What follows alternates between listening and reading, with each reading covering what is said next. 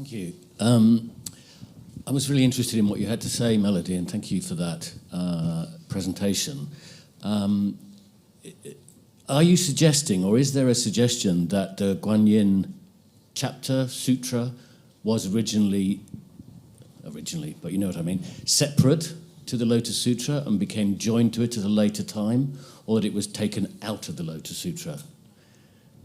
I followed most scholarship in thinking that it was separated from the rest of the scripture, so... Right. Rather than written, yeah.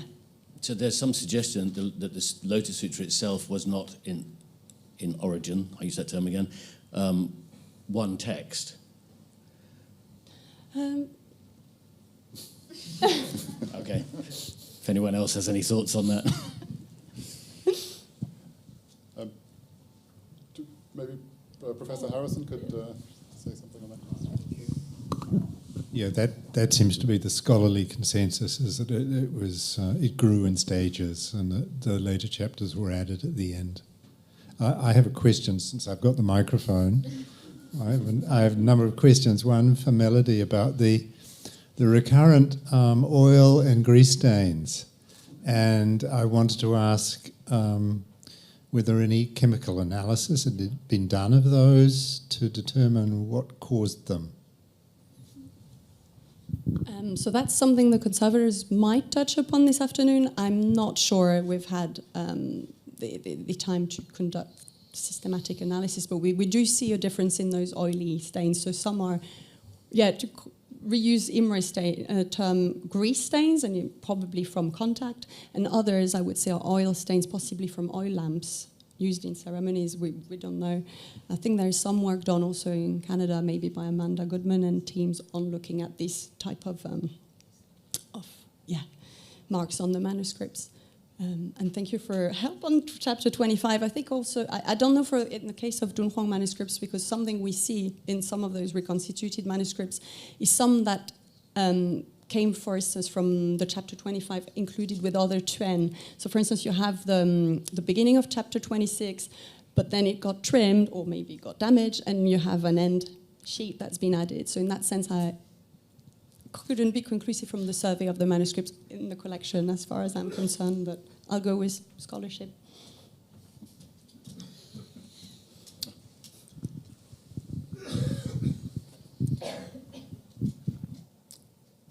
Okay, so I'll take an online question. This is for Costantino Moretti from Sophie Yanfei Zhao. Thank you for your lecture. Could you please talk more about the Vimalakirti Sutra in big and small letters mentioned in Sangyu's anthology? I wonder whether this type of writing convention is related to a trans-editing practice that collates several translation versions into one composite text. In Chinese, we call this writing the main text in large letters and using others as interlinear notes in smaller letters. Thank you. Okay, thank you very much for this question. I'm not really much into the Vimalakirti Sutra in particular for this conference. I just highlighted this example as a single example because it's one of the few cases in which we have one mention of a scripture in small characters that we can imagine. It was produced in small characters due to these mentioned seats. But as far as I know, what happened for these types of manuscripts, I'm not sure if it's the case, which was mentioned by this person who asked the question. The main idea was to condense, let's say, or to, put together various codicological units into a smaller format to use it in a different way from what we typically would have for I would say, an official monastic library in a standard format. So, but I haven't looked much into specifically into the Vimalakirti Sutra, but generally speaking, is this the phenomenon that I have seen. Thank you. I don't know if I have replied to the question, but I think so. Any other questions from the room? Professor Tyson. Thank you. This is a really rich panel. A question that I think will I want to send to many of the papers from today's panels, because I think there's some wonderful overlaps, and that has to do with the influences and relationships between different media. And this is raised centrally in Neil Schmidt's paper, in the relationship between ritual and art as two different media. And I wonder if you could each comment, or if you, as you see fit, on what you see as a relationship between different media. And I wonder if we could add one more medium, and that's epigraphy, or writing of sutras on stone, writing on paper, representation in art in caves, representation in art on two-dimensional surfaces. I think that's probably enough for now. There is one splendid sutra on silk, not the Lotus Sutra, in the Paleo collection. I think I'm going to obviously quote previous scholarship, but I think there has been some comparison between well, obviously Guanyin Sutra depicted on cave murals, cave paintings as those individual episodes, and the way it's illustrated in some of the booklets that are found in collections, very similar. So there have been questions around whether people were using patterns, or sort of that they were applying to murals, but also to banner paintings or booklets, although the execution will differ based on the person who drew them. But yes, we do see those, and I think also for the cartouches in the caves, they quite often quote from the section in verse in the Guanyin Sutra. Yeah, this is an important point, actually.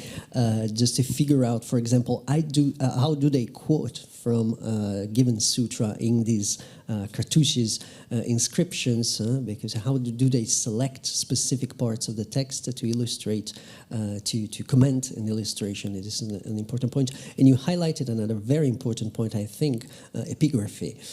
There's a lot going on in certain types of projects recently. I'm thinking of the German big projects on cliffs and stones. But for example, steel inscriptions is something that I don't know if it has been considered as very much. I'm thinking, for example, of Professor Zhang Song, who recently had done a great deal of work on these kinds of materials. And in particular, I wasn't aware of the great amount of apocrypha, for example, written on stele, and it's a really important part of our job, I think, to consider also these types of materials. Thank you. I think our online speakers, we have some connection problems, so they may not be able to contribute at this point, but we can come back to them. I have a question I'm going to selfishly interject for Professor Whitfield. I was very interested in the kind of visual confusion that you highlighted at certain points, so where the swimming figure in particular is surrounded by flames. And I wonder if you have any thoughts about explanation for that? Is it just the visual elements are disconnected from the sort of knowledge of the scripture itself?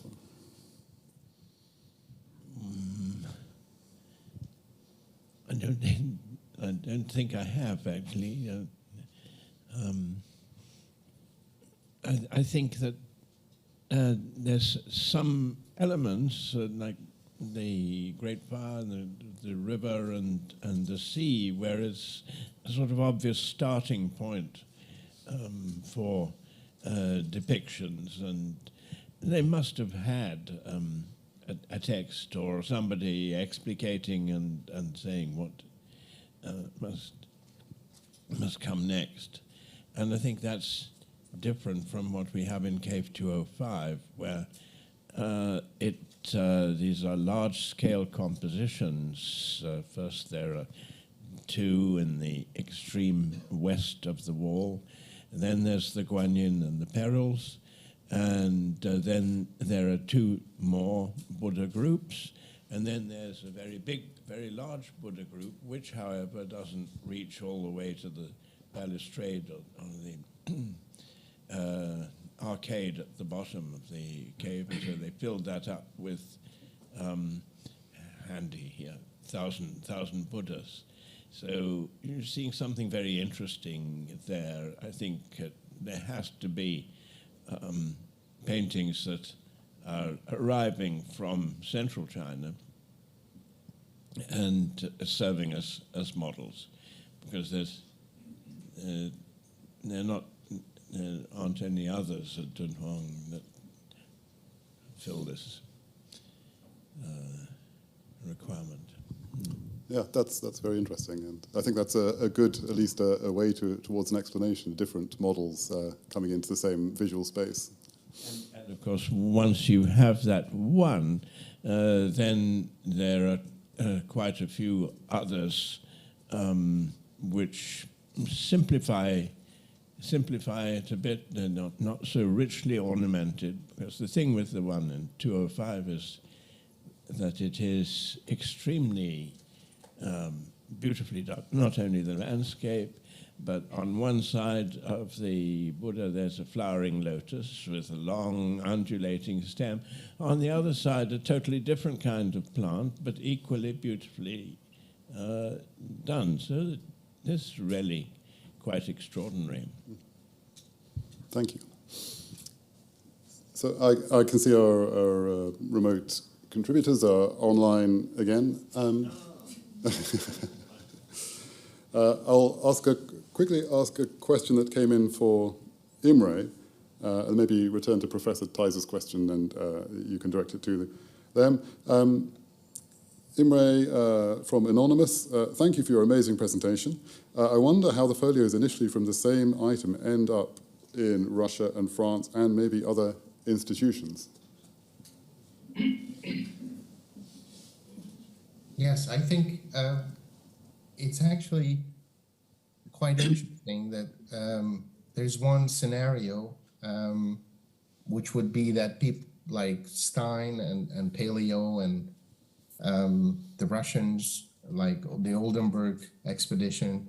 So these people would be kind of carelessly taking out different manuscripts, or even sometimes taking apart by accident bits of manuscripts and taking them back to their countries. But I don't think that holds true with the manuscript like this, because I think bits of these, like the 3 parts that we have today of this manuscript, they would have been all in the cave, but in different parts of the cave. So they would have been packed up and taken by Stein and then Paleo separately, because they were in just different parts. They were completely disconnected. And that they went into 3 different collections is obviously just an accident, but it shows that they were already disconnected when they were put into the cave. I don't think they were put in nicely together and then whoever, like Abbot Wang or somebody else, would kind of take them apart, but they would have been in completely different parts of the cave. And actually that's really interesting because of the kind of how we think about the internment of these manuscripts within the cave. So thank you. Thanks, Imre. Yes, that is super interesting. So I think if Neil hasn't had a question, maybe Professor Teiser, if you could direct your question again to Neil Schmid. Sure. Neil, we're hoping you're there. I'll repeat it quickly. You brought up very nicely the interplay and the influences between different media, ritual on the one hand and performance on the other hand, and art on the other hand. I wonder if you would just like to kind of restate that claim, that pattern. Some of the other panelists have already responded to this question. Yeah. Okay. Yeah, so to me, what's central is the ritual of, well, number one, if we look at the caves, if we look at the tableau, especially from the Tang, mid-Tang on, the clear conceit, the clear central conceit is preaching, preaching the Dharma, 说法. And there's an interesting shift from earlier, where we have the Shuo Fa Tu, right, for Shuo Fa Tu, which is sort of a blank canvas. But then in the Middle Tang, we get this shift to what is actually preached, which are individual sutras. So it's clear that there's some ritual that's centralizing the shift in imagery and the shift in the pictorial programs of the caves. And I think it's clearly this Jiangjing, it's the sutra lectures, which have become central. And we get that sense from contemporaneous accounts, for example, from Enin. Also, there are edicts that forbid sutra lectures. So clearly, it's a huge deal. It's a huge deal for the populace. It's a huge deal also for the government. And so I think it's the ritual action itself that configures, and I would argue also configures the spaces of the caves. But certainly the paraphernalia that's depicted in the caves, and that would include the screens, for example, the zhang or the niche, and certainly the tableau, and then within those, the content itself. Thank you, Neil. So our time is up, I think, unless there is a urgent question. Yes.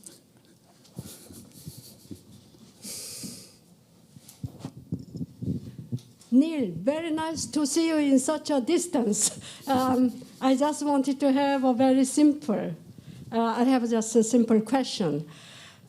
Which cave is the earliest dating one where we find Lotus Sutra illustration?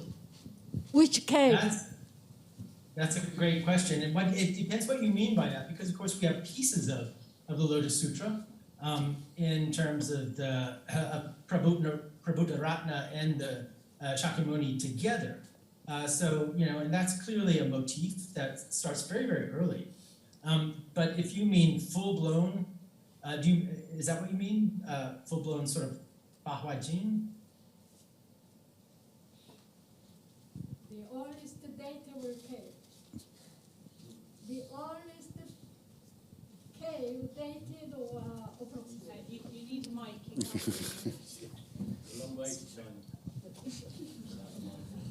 The cave which can be dated the earliest, where you find Lotus Sutra illustration. So I guess that, sorry, Neil, I guess that would be something more fully identifiable with the Lotus Sutra as a scriptural source. Right. That's a good question. We find it in the Sui. That the Sui is when we find it earliest. Again, we find bits and pieces of these motifs that represent the Lotus Sutra. There's a very interesting article that I translated by Zhang Yuanli, my colleague here at the Academy, who wrote on 285. And you can find it on my academia page. But he writes, and I think it makes sense, that the entire cave is configured around the Lotus Sutra. So I would take a look at that if you want an aspect of a sort of comprehensive representation of the Lotus Sutra.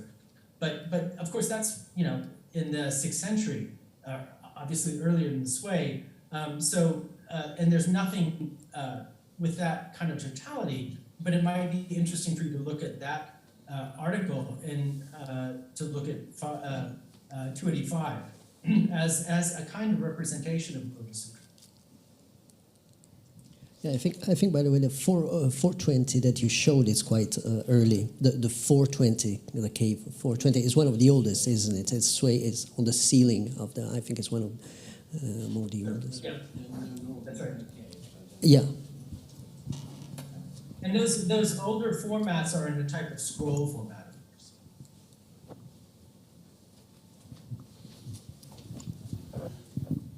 Okay, thank you, everybody. And thank you especially for Imre and Neil for joining us from further afield.